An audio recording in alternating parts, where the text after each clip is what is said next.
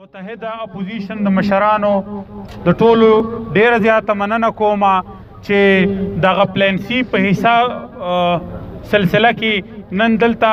د ضلع په سطح باندې په دې احتجاجي مظاهره کې شرکت کړی دی او یقینا چې دا یو افضل جهاد دی د یو داسې کس خلاف چې هغه یو نااهل انسان د هغه سره یو نااهل ټیم هغه زمونږ په دې سرونو باندې په دې خلکو باندې حاکم مسلط شوی دی او د هغه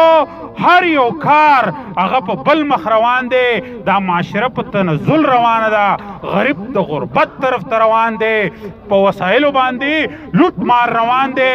تعلیمي ادارې تباه کیږي تعلیمي ادارې تباه کیږي روزګار تباه کیږي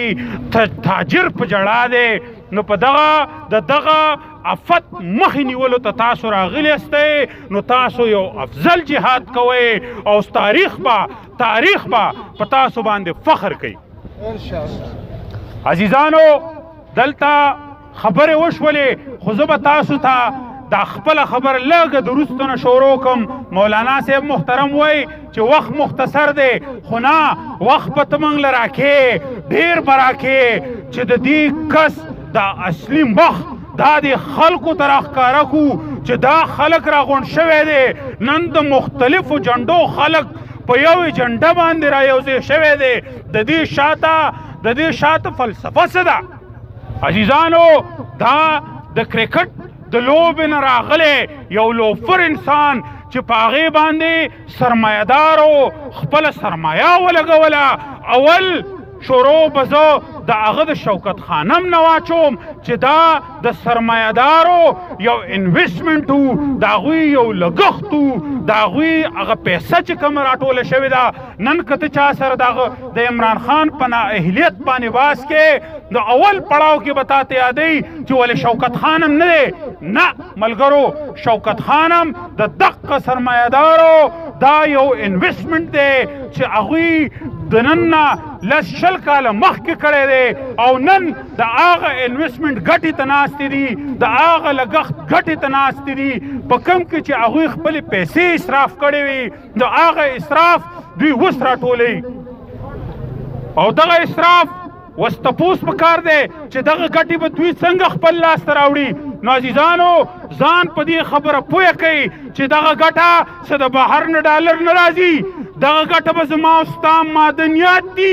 دغه ګټه به زما او ستا نه تیل ایستلي دغه ګټې دپاره به غریب نچوڼولي دغه ګټې دپاره به زموږ د خولې نه نوړی شوکولي او هغه لګی دی حقا نوړی شوکوي او غږ څه کوي د غل غټه خبره دا ده چې اول غږ په تا کوي وایي ګیره کې د خس دی خو دا خس دا د ده په ګیره کې دی غل دا دی کرپشن ده کړی دی د ده په کور کې کرپټ خلک ناستی دی د ګنډلو په مشینونو کې په اربونو روپۍ ګټل راشه زموږ ټیلران خو د لوږې مړه شو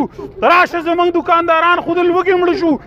بیا تا څنګه د یو ګنډلو په مشین کې په اربونو روپو روزګار کړی دی اربونو روپۍ د لاس ته راوړي دي نو عزیزانو غله د ده په کور کې ناستې دي غله د ده په ټولګي کې ناستې دي ورشه پېښور وګوره ورشه BRT وګوره ورشه فارن فنډینګ کیس وګوره عزیزانو دومره ځان منه خبره کوئ فارن فنډینګ کیس مطلب دا دی چې بهر خلکو د بهر سرمایهدارو هم په دې کې انویسټمنټ کړی دی د بهر نه پیسې راځي اوس پیسې د څه دپاره راځي لږ تپوس پکار دی PTI ته پیسه راځي د کوم ځای نه څنګه راځي دا یو ړنده کاته ده زه د دې وخت په انتظامیه هم غږ کوم چې ته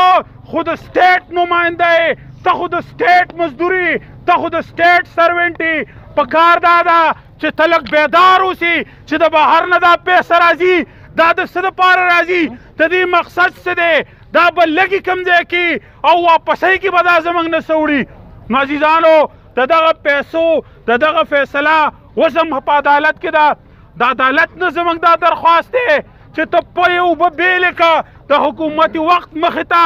د هغه فیصلې کلاو که که ته وایې چې زه انصاف کوم نو انصاف په دغه ځای کې چې ته د زورور او د کمزوري فیصله په یو تله کې وتلي او په یو قانون کې د هغوی فیصله وکړي. زه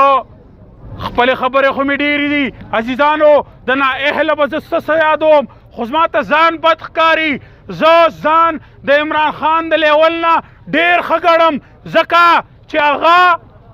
عمران خان د لیول نه زه ځان په دې ښه ګڼم چې هغه د یو ملک وزیر اعظم په سټیج ولاړ، د یو ملک نماینده د خپل نصیب په ځای د سیاستدان پیښې کوي، د بلاول پیښې کوي. د ده نه به موږ څه توقع ولرو، د ده نه به موږ څه امید ولرو؟ نو عزیزانو،